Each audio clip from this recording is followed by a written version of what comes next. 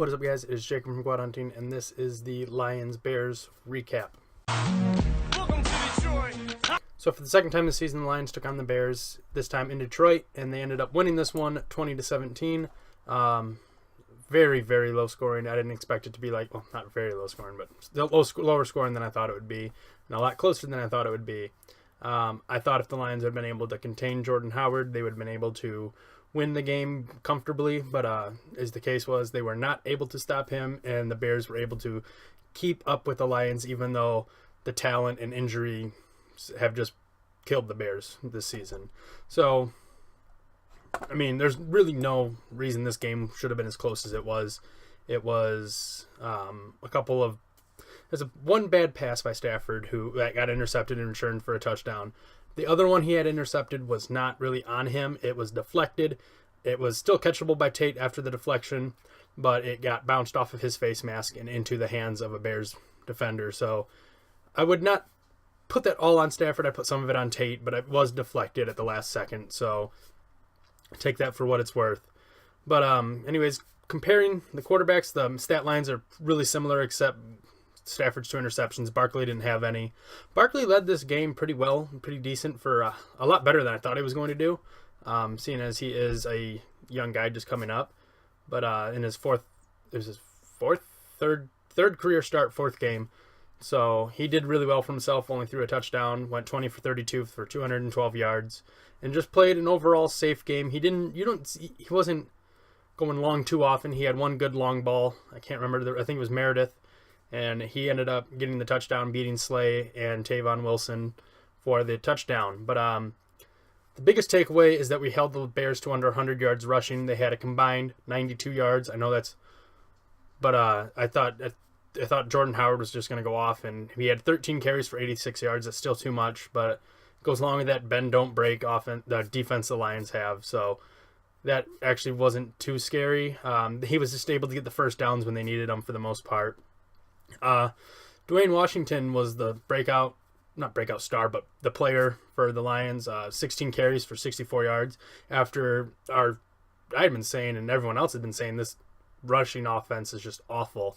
So for him to come out like that and get 64 yards, and overall the whole Lions rushing team, as a team, the Lions got over 100 yards rushing for the first time. It was, I think, since the early week 2.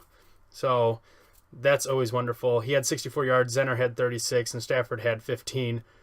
Tate had -1, so it gave the Lions 115 rushing yards and a touchdown off of the Stafford run. But again, Stafford showing his craftiness, being able to get out of pressures and get yardage, or instead of having it be a sack for a loss of like 5 or 7 or whatever, it ended up being a sack for like a loss of 1. So he's getting a lot. He's still showing how crafty he is with that, and you can see a big difference from last year to this year, how well he's looking in that. Receiver wise, our receivers played a great game. Tate, as I said, he had that one where it deflected off his face mask. He had another drop.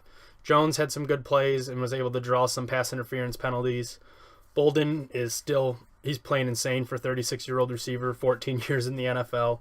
It was actually, I think it was either NFL.com or ESPN rated him as the best 36-year-old player in the NFL currently, which I think is kind of funny, but seeing there's not a lot of them, he didn't have a lot of competition. But Bolden had the only touchdown of the game from the Lions, receiving wise. Other than that, I mean, Eric Ebron had 4 catches. He had an easy drop that I recall right off the top of my head. So going to the Bears wide receivers, stat line, it looks like it was a good game, but there were multiple times where they put balls on the ground that they easily could have caught. Meredith, I recall having one. Bellamy, I recall having a couple where he was dropping catches he should have made, and then he made a great catch out of nowhere, which honestly, he's catching the hard ones, wasn't catching the easy ones today. So Meredith had their lone receiving touchdown, and he's a guy I kind of like. He blew right by Slay and had no problem outrunning him.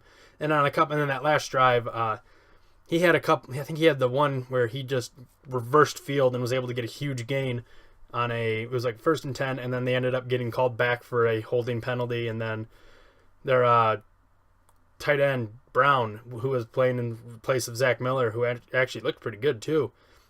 He then caught a big play and got it to first down, and then they got called back again for another holding, and now they're 1st and 30. So I'll talk about the penalties a little bit later because I had some problems with those. I don't think it was a very well called game either way.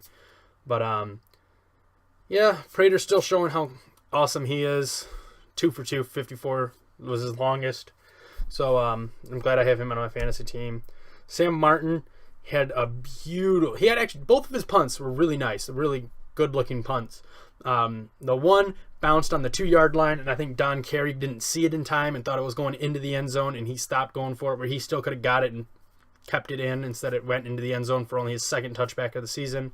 And then his other one, it just landed right on the 5-yard line and shot right back up, straight up in the air, and then landed like on the 4. That's just how he gets them to bounce that way. I'll never understand. But had made them start that drive inside the 20. So he's done very well, worth every penny the Lions have paid him. For the Bears, I mean, they're kicking, and I mean, it was good for the most part, I guess. Yeah, I had no problem really with Andre Roberts. He had that great punt return that was called back for a Droik Bell block in the back, which was Droik's most impactful play today. He had 1 reception for -2 yards, and a lot of people were worried he'd just get shot right up in the depth chart above Dwayne Washington and Zach Zenner, but the Lions stayed true. I only saw Bell get 1 snap on offense, so I wish to kind of see a little more of him because I like Bell, but I mean, they didn't sacrifice the development of the young guys who were on a roll today for a Droik Bell, which was nice to see. Defensively, that Bears defense is good. I wish they had an offense because then these games would have been. I mean, they were both competitive. Both Bears and Lions games this year were competitive. But I mean, if the Bears had been a better team and not had a 3-9 record with all these injuries, and this game could have been, high stakes game instead of just the Lions need to win this so that they can build a lead still in the NFC North. Tracy Porter got burned bad. He got a couple of big secondary penalties. One of them was a pass interference. I think the other one was a holding before the pass was thrown. So, but I mean, they kept getting into Stafford's face. I mean, they hurt Stafford's hand right off the bat. So, I think that was Leonard that did that, if I'm remembering right. Leonard Floyd was the one who did it. But yeah, their rookie middle linebacker Kowalski, hope I'm pronouncing that right. He had a sack. He was all over the place. He got burned a couple times I saw, but he's a rookie middle linebacker. I'm pretty impressed with how well he played. Hicks had a sack. Urin had a sack. That's just a weird last name. But then Hurst had their interception along with LeBlanc, who I think took over for Porter when Porter went down. And so he got the interception. He did have a pass interference against him. But like I said, we'll talk about the penalties in a little bit. Lions side, DeAndre Levy played his first game since week 1. And I saw him around the ball a lot. I mean, he didn't show up in the stat sheet a lot, but he was at least near the ball. He looked closer to his old self and looked like that linebacking core might be a little better. But yeah, he only had the 1 sack from Kerry Hyder, who's still breakout star of the year for on our defense, at least in pass rushing. No interceptions, no forced fumbles. It was pretty much just tackle the guys in front of you. And for the most part, they did an okay job of that. Tahir Whitehead played decently with his 5 tackles. Bynes had 5 tackles, and Wilson had 5 tackles. So those are your leading tacklers for the Lions. Jones Quarterly had 6, and Callahan had 4. Hicks had 4, and Watsky and Timu all had 4 tackles to lead the Bears. So, yeah, all these penalties. This referee group, they said in the broadcast, is the most has penalized the most out of any referee group. And I think when you keep throwing the flags for stuff that you would normally see let go, like some of the pass interference that were called definitely were borderline, and then they didn't call it some of the other ones. So it's that weird, if you're gonna call it here, you have to call it here. You can't. You got to stay consistent, and they weren't staying consistent in their calls. I felt like A lot of false start things. I mean, that's not really on the refs. The holdings, that's a judgment call. Some of those holds I think were a little holds, not like huge penalty holds, but I mean they were calling that pretty much right down the line, so I don't really have an issue with the holding.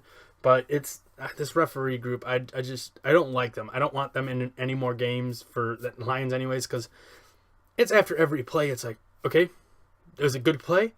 Where's the penalty? Is there a flag? Look on the field. I don't like those kind of games where I'm having to wait after every big play to see if there was a penalty. And the one penalty I had a huge issue with was they called Graham Glasgow on a hands to the face. And then they showed the replay, and it was the Bears defender who had both hands up in Glasgow's face mask. And so they called that one completely wrong. I don't know if that was miscommunication somewhere, but that was definitely a bad call. I mean, everyone and their mothers could see that it was a bad call. So it was definitely not pretty refereeing, officiating. And since I'm not a coach, I can criticize the refs and get away with it and not get fined. Yeah. Find me, NFL. I have no money. Do it. So, yeah. I mean, overall, the game was too close. I'm still not really happy with the Lions' red zone offense. It was a strength coming into this, or like throughout the season. These last two games have been really weak. Last week, Prater had 4 field goals inside the red zone. This week he had 2, and then we threw an interception, and then we had the 1 touchdown inside the red zone. So. Or maybe 2. I think we had 2 touchdowns in the red zone. I should look. We were 2 for 4 in the red zone scoring wise. So, okay, we were 2 for 4. That's what the stats are saying. But we killed the time of possession. That's what shows when you have a little bit of a run game and you're able to keep just handing the ball off. And Stafford can keep doing the New England Patriots 07 team where they just do the dink and dunks. Not comparing the offenses. That's not what I'm trying to do. I'm just comparing how Stafford was just throwing the short passes to kill time instead of handing the ball off every time. But yeah, they killed them time possession, 34 minutes to 25, 26-ish if you want to. I'm not putting the seconds in there, but so it was overall. I felt like this game was, I wonder how much they were looking ahead with the Giants coming up next, and then the Cowboys, and then the Packers. Those were the 3 games that are going to mean the most here at the end of the season. And I'm wondering if they just looked past the Bears a little bit and almost got caught with their pants down. 'Cause that's what it looked like to me. We didn't really come out firing like I was hoping we would. Seems like when we come against these the teams where we know we're better than, because the Bears are just so injury depleted. Like, we had the edge and talent, and it looked like we just played down to them. So I don't know if that just happens when we play the bad teams, and then when we play the good teams, we're able to not do that. We're able to play the level that the Lions are capable of playing at. But yeah, so that's the video. We'll have the preview for the Lions Giants coming up this week, and is that at home or is that away? I will look just really quick. I'm loading it up right now, but that game I'm a little more concerned about because the Giants have been a good team all year. They have a good, they have Odell Beckham, who, as much as I don't like him, is a good player. And they're playing the Cowboys this week, Sunday night game.